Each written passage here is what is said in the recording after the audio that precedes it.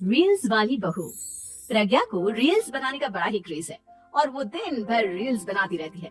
खाते पीते घूमते फिरते घर में कॉलेज में रील्स बनाने के कारण प्रज्ञा पूरे कॉलेज में हाईलाइटेड है।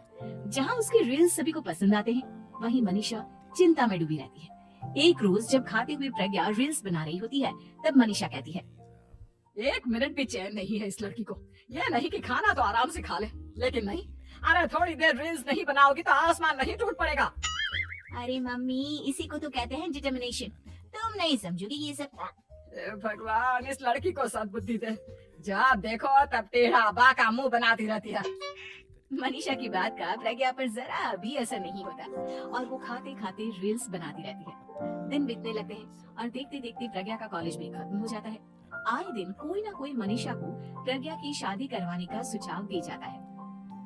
सब ठीक ही कहते हैं, प्रज्ञा की शादी कर देनी चाहिए। अपने घर के काम काज में व्यस्त हो जाएगी तो खुद ही ये रील्स और नाच गाना बंद हो जाएगा।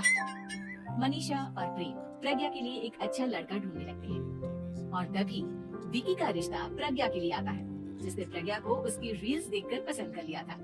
अगले दिन विकी अपने माता पिता के साथ प्रज्ञा के घर पहुंच जाता है और प्रज्ञा साड़ी पहने हाथों में चाय की ट्रे लिए उनके सामने आती है। जब विकी को पसंद है तो हमें भी बहू पसंद है। बहन जी, आप बारात की तैयारी कीजिए। एक बार लड़का लड़की अकेले में बात कर ले तो अच्छा रहेगा।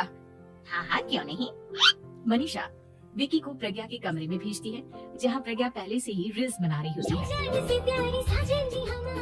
तभी विकी कहता है, आ गए आपके साजन जी। हमारे साथ ये रील्स कंप्लीट करती तो और भी अच्छा रहता। अच्छा जी, अब आ ही गए हैं तो बना ही लेती हूँ आपके साथ। दोनों मिलकर रील्स बनाते हैं। जब वी मीट और तुरंत पोस्ट पे कर देते हैं। फिर विकी कहता है, जब आप साड़ी में चाय लेकर आई तब मुझे लगा कि कहीं मैं गलत घर में तो नहीं आ गया। अब सही है। दोनों की शादी पक्की हो जाती है और शादी के दिन भी प्रज्ञा रील्स बनाने से चूकती नहीं। यहाँ तक कि बारात के समय भी नाचते हुए रील्स बनाती है। सभी लोग प्रज्ञा की तारीफ के पुल बांध देते हैं और प्रज्ञा नाचती गाती अपने ससुराल चली जाती है। सब कुछ अच्छा चल रहा होता है। प्रज्ञा यहाँ पे दिन भर हर चीज की रील्स बनाती रहती है। लेकिन कुछ दिनों के बाद जब सुनीता कहती है, बहू, ये रील्स के साथ साथ कुछ काम भी कर लिया करो। वैसे तुझे और क्या क्या बनाना आता है? मम्मी जी, वैसे तो सब कहते हैं कि मैं सब कुछ अच्छा बनाती हूँ, लेकिन मुझे लगता है कि मैं मैगी अच्छा बना लेती हूँ। हाँ, कॉफी भी अच्छा बना लेती हूँ और मुंह तो सबसे अच्छा बना लेती हूँ। अच्छा।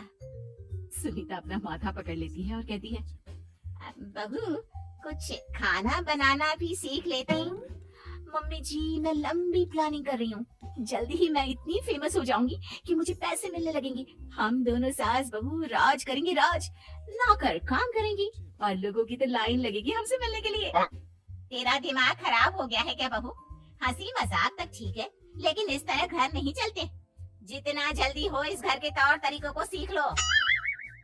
प्रज्ञा मुंह घुमाकर चली जाती है और तुरंत उसी वक्त एक रील बनाती है। ये देख सुनीता का गुस्सा 7वें आसमान पर चला जाता है और विकी के घर आते ही सुनीता उसे सब कुछ बताती है। विकी भी अब प्रज्ञा की इन हरकतों से परेशान हो जाता है। तुम टेंशन मत लो मम्मा, मैं देख लूंगा। विकी कमरे में जाता है तो देखता है कि प्रज्ञा रील्स बना रही है।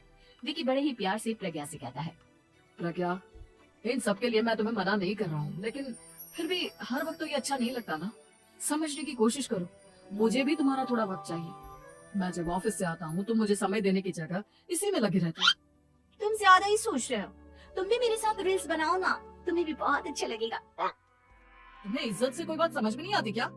दिमाग खराब हो गया है तुम्हारा इस चकाचौंध से। अगर तुमने अपना रवैया नहीं बदला तो मैं तुमसे दूर चला जाऊंगा। तुम्हें रिश्ता लेकर आए थे, मुझे लड़कों की कमी नहीं थी और ना आज है।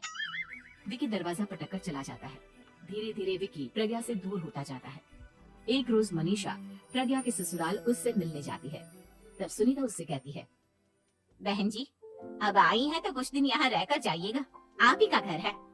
हाँ मम्मी, बहुत दिन हो गए तुम्हारे साथ एक भी रील नहीं बनाई मैंने। प्रज्ञा तुरंत अपने फोन में रील्स ऑन कर लेती है। ये सब मुझसे नहीं होगा। तेरा ये भूत अभी तक नहीं उतरा क्या? बहन जी, आप कुछ कहती नहीं क्या इसे? जब आप ही कुछ नहीं कर पाई तो मैं कर ही क्या सकती हूँ। सास तो तो वैसे ही बदनाम है।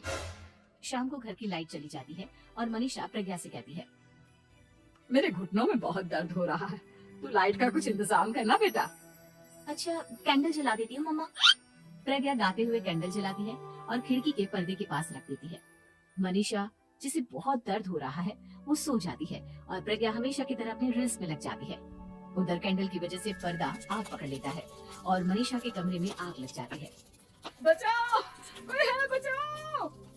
सभी भागते हैं और विकी कमरे की आग बुझाने में लग जाता है, लेकिन तब तक मनीषा आधी जल चुकी थी। मनीषा की हालत देख प्रज्ञा रोने लगती है। विकी मनीषा को तुरंत हॉस्पिटल ले जाता है और उसे एडमिट कराता है।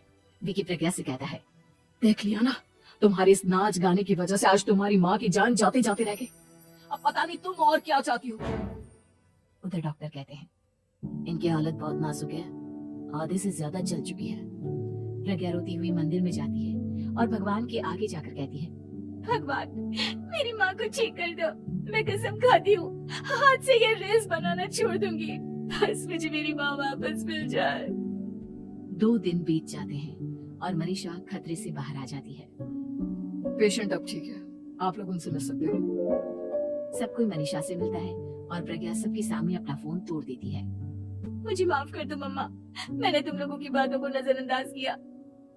बेटा कोई भी चीज जरूरत से ज्यादा खराब है।